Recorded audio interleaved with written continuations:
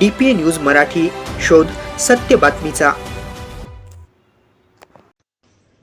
वैजापूर तालुक्यातील लाखखंडा येथे रानडुकरांच्या सततच्या उपद्रवामुळे शेतकऱ्यांचे मोठे आर्थिक नुकसान होत आहे। शेतकऱ्यांनी मोठ्या आशेने पेरलेला मका रात्रीतून रानडुकरांनी उकरून व खाऊन टाकल्याने शेतकरी हवालदिल झाले आहेत।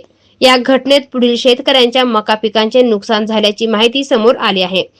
अलकाबाई शांताराम वैद्य, गट क्रमांक 51, क्षेत्र 4 एकर, भाऊसाहेब कसरू कवार, गट क्रमांक 156, क्षेत्र 2 एकर, परसराम रखमाजी देवकर, क्षेत्र 3 एकर, आनंद चव्हाण, क्षेत्र 2 एकर, विठ्ठल उत्तम आहेर, गट क्रमांक 140, क्षेत्र 2 एकर। रानडुकरांच्या वाढत्या उपद्रवामुळे शेतकऱ्यांमध्ये भीतीचे वातावरण निर्माण झाले असून पेरणीसाठी केलेला खर्च वाया जाण्याची वेळ आली आहे।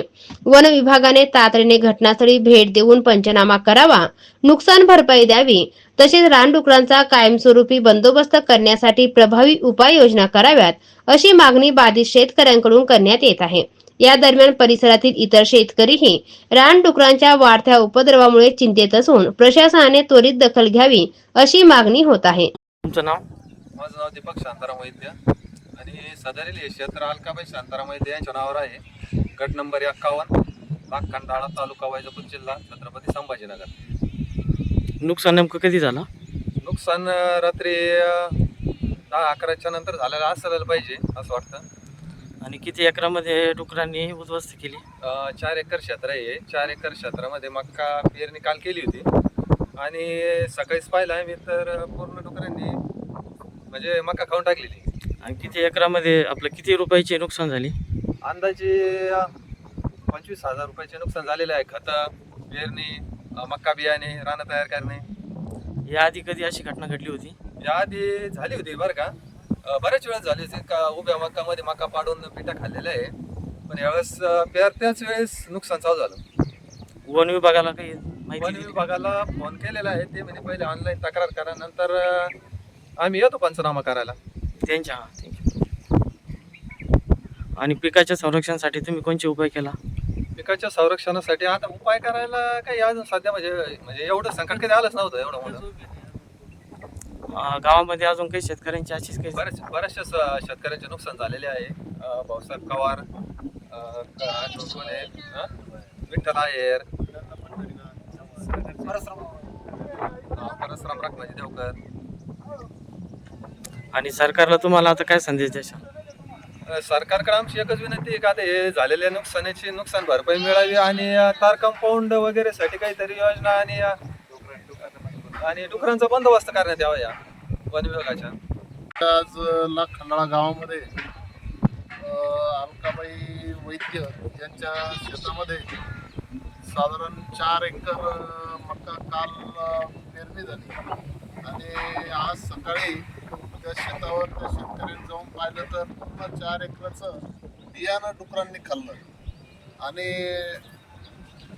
वन विभागाने आणि सरकारने वेळीच डुकराचा बंदोबस्त करावा। शेतकऱ्याला ज्या अडचणी संकट आतापर्यंत एक तर पाऊस नव्हता, पाऊस लेट झाला, इकडून तिकडून पाऊस झाला तर आता असा बऱ्याच भागामध्ये त्रास आहे, तर सरकारने याचा बंदोबस्त करून शेतकऱ्यांना तार कंपाऊंड किंवा काय जी व्यवस्था करता येईल त्याच्यासाठी अनुदान देऊन शेतकऱ्याला तातडीची मदत देऊन सहकार्य करावं। नसता शेतकरी ह्या पद्धतीने नुकसान झाल्यास असाच बसून जाईल। आज ह्या शेतकऱ्याचं जवळपास 25,000 रुपयाचं नुकसान झालं। इकडून तिकडून पैसे उभे करून हे पीक उभं केलं आणि जर असं नुकसान झालं त्याला उद्या त्याची पेरणी पैसे आणायचे होतो आणि एवढंही करून परत ते डुकरं त्याचं नुकसान करणार नाही याची खात्री काय?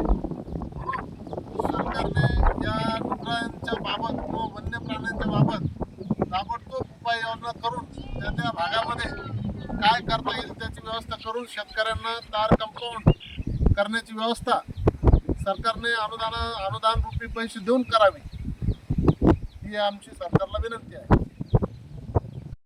माझं नाव दीपक शांताराम वैद्य, राहणार लाखखंडाळा, तालुका वैजापूर, जिल्हा औरंगाबाद। सदरील क्षेत्र हे अलकाबाई शांताराम वैद्य यांच्या नावावर आहे आणि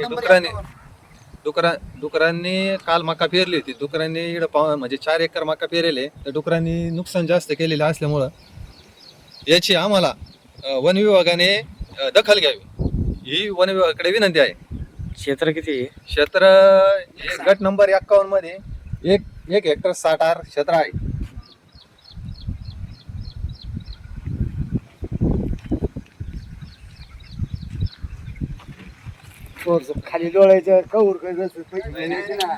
DPA न्यूज साठी प्रतिनिधी सुभाष आहेर, वैजापूर.